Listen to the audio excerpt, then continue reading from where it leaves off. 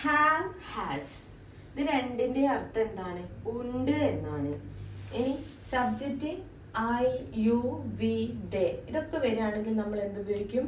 Have ഉപയോഗിക്കും.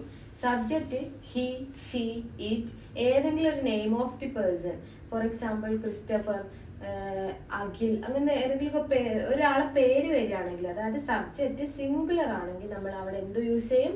Has use ചെയ്യും. But ഇത് രണ്ടിനും ഒരേ മീനിങ് ആണ്. ഒരു എക്സാമ്പിൾ പറയുകയാണെങ്കിൽ ഐ ഹാവ് എ കാർ എന്ന് പറയാണ്.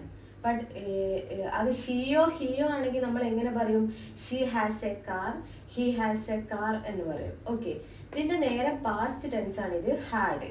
ഹാഡിന്റെ മീനിങ് എന്താ? ഉണ്ടായിരുന്നു എന്ന് പറയുമ്പോൾ. ബട്ട് എല്ലാ സബ്ജക്റ്റിന്റെ കൂടെയും എന്താണ് വരിക? ഹാഡ് ആയിരിക്കും വരിക.